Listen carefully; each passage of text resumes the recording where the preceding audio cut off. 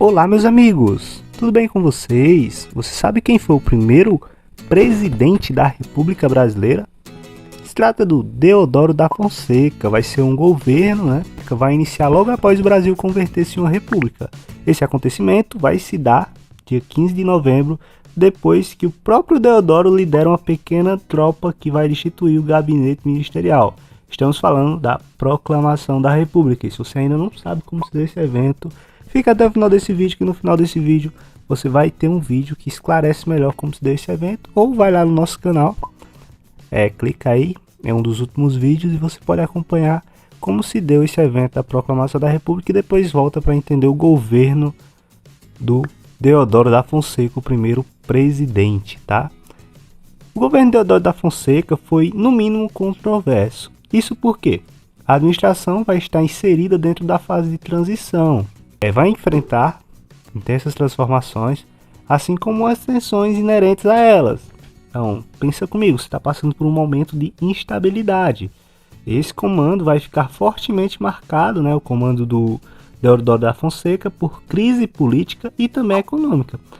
Isso, nos primeiros meses da República, vai haver essa disputa muito grande entre positivistas e liberais sobre os rumos que o país vai tomar. Os positivistas, muitos deles que compunham o exército, eles defendiam que o país deveria ser governado por uma república autoritária, que promoveria a sua modernização à força. Já os liberais, por sua vez, defendiam a necessidade de formar-se uma Assembleia Constituinte, que elaboraria uma Constituição liberal com enfoque no federalismo, tá? E nas liberdades individuais.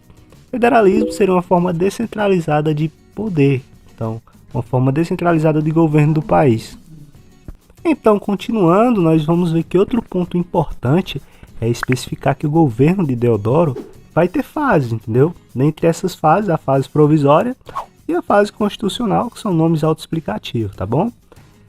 Vamos entender. O governo provisório vai ser estabelecido por meio desse novo governo. A primeira grande preocupação era apagar os símbolos e as instituições vinculadas à monarquia. Então, pensa comigo, é provisório, eles estão passando por essa transição, então, logicamente, eles vão tentar se desinstituir dos símbolos e das instituições vinculadas à monarquia.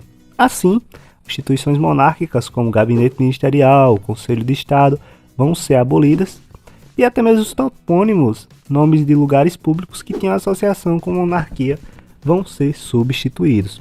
Esse novo regime também vai abolir a Constituição de 1824 e os cargos administrativos que vão ser ocupados por republicanos de diversas tendências. A ideia é enfraquecer politicamente por artifício político, uma vez que os monarquistas não gozariam de nenhum envolvimento político com o novo regime. Outras mudanças que vão acontecer ao longo dos 15 meses do governo provisório vai ser a separação dos assuntos de Estado e da Igreja e a grande naturalização. A naturalização de todos os imigrantes que estavam no Brasil na época.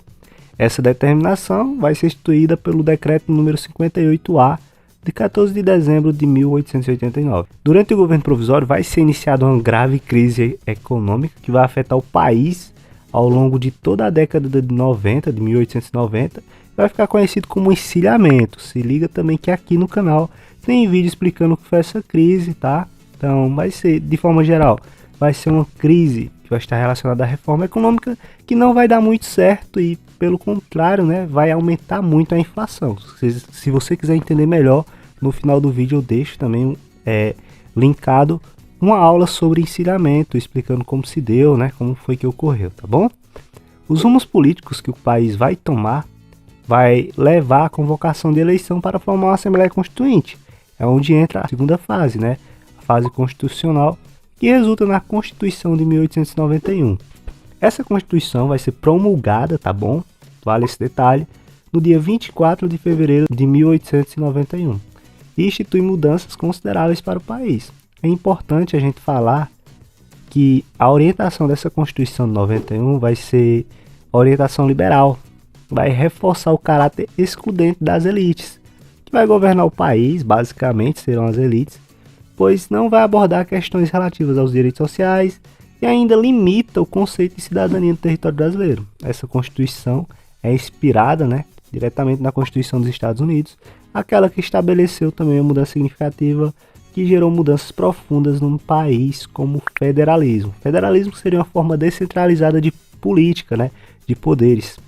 Com essa novidade, as antigas províncias, agora nomeadas estados, vão passar a gozar de uma liberdade política por causa do federalismo, e também por causa do federalismo vão ter as oligarquias e os coronéis, tá bom? Eles vão ganhar poderes políticos significativos na Primeira República, que vai ser esse período aí iniciado, tá bom?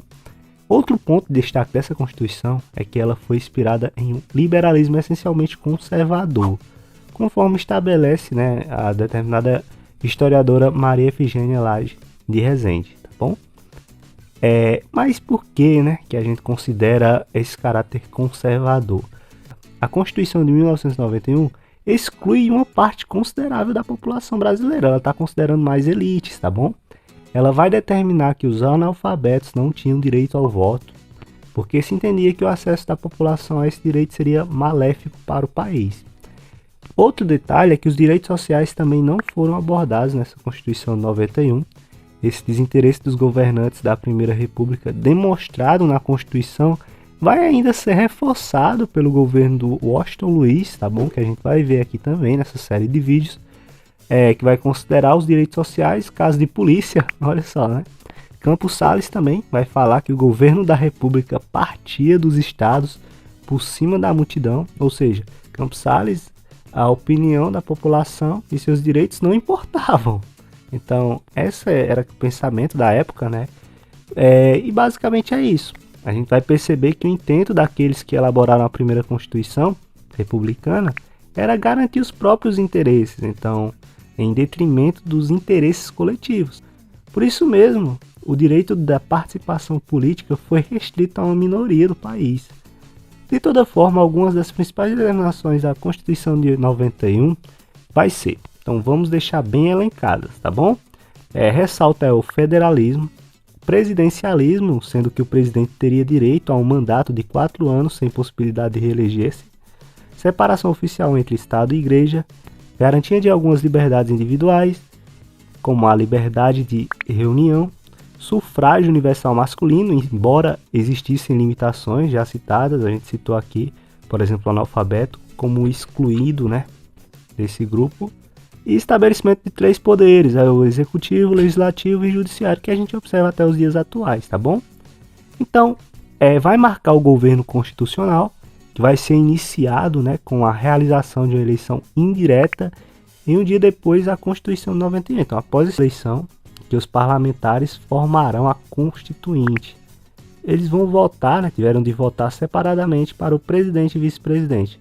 Os candidatos da época eram Deodoro da Fonseca e Prudente de Moraes para a presidência, e também ainda Floriano Peixoto, que era apoiado por Prudente, e Eduardo Waldecker, apoiado por Deodoro. Deodoro da Fonseca e Prudente de Moraes concorriam à presidência, e para a vice-presidência concorriam Floriano Peixoto, apoiado por Prudente, né, e o Eduardo, que era apoiado por Deodoro para a vice-presidência, tá?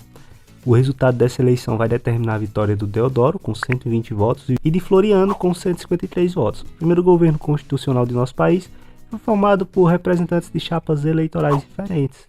O governo constitucional de Deodoro foi considerado muito conturbado porque ele queria governar sem que o legislativo interferisse nas suas vontades. Então, de certa forma, preserva o autoritarismo de Deodoro e vai minar a posição do presidente, levando o país a uma crise política em menos de um ano após ele ter sido eleito. Além da ambição do presidente, né, o Deodoro, ele queria governar de maneira centralizada, conta-se também para a crise política as disputas que existiam nos quadros políticos dos países entre deodoristas e florianistas, tá bom? Que seriam, né, os apoiadores do presidente e os apoiadores do vice. Então gera-se, né, uma dualidade em que, além do autoritário, podemos dizer que Deodoro também era incapaz para exercer a função. Então, por tudo que é avaliado, pela forma como os historiadores avaliam, tem-se essas ponderações, certas decisões políticas tomadas por ele contribuíram para prejudicar a sua posição na sua presidência. Então, já começou errado, né? Já começou de uma forma ruim, digamos. Outro detalhe é que havia os idenistas, né? Uma nomeação, entendeu? Idenistas seria nomeação para a presidência dos estados ou outros cargos governamentais. eles não eram populares entre os republicanos históricos, que eram aqueles convertidos ao ideal desde 1870, tá bom? Vai haver essa impopularidade dos idenistas, que vai se dever a esse fato de que eles eram antigos monarquistas que se convertiam ao republicanismo após a abolição da escravatura do 13 de maio, tá bom? O principal caso foi o Barão de Lucena, antigo monarquista nomeado para o Ministério do Trabalho, que eram insatisfeitos com o governo, os parlamentares, e acabaram atuando para tentar o fim do governo de Deodoro da Fonseca. Vai ser acuado pelos parlamentares. Deodoro resolve ridicularizar e vai seguir a tendência autoritária. Decidiu fechar o Congresso Nacional dia 3 de novembro de 1891 e isso vai dar início a uma crise política que leva o país às margens de uma guerra civil. Então, veja só, né? Pós-Constituição, pós-Assembleia Constituinte, pós-proclamação da República, com pouquíssimo intervalo de tempo, já tem essa guerra civil, que vai ser, né, dado o fato em que considera-se que Deodoro violou os artigos da Constituição de 1891. E a reação foi imediata, vai haver resistência civil à atitude do presidente, como o caso dos ferroviários da Central do Brasil, que entraram na greve. Além disso, teve a Armada da Marinha, que vai se rebelar contra o presidente, e vai voltar os canhões de navios de guerra para o Rio de Janeiro. Então, os marinheiros vão passar a exigir a renúncia do governante e a reabertura do Congresso, sobre a ameaça de bombardear a capital do Rio de Janeiro. Então ele vai ficar pressionado, Deodoro, e temendo o início de uma guerra de fato, né, ele vai renunciar à presidência no dia 23 de novembro de 1891. Com isso, vai entrar o Floriano Peixoto, o vice, vai assumir mediante um acordo realizado com as oligarquias. Mas isso já é assunto para um outro vídeo, tá? Galera, dá muito trabalho produzir esse tipo de conteúdo, então se você puder, dá uma força pro canal, se inscrevendo, deixa seu like, comenta o que você acha da aula, deixa seu feedback, sugestões. Até a próxima!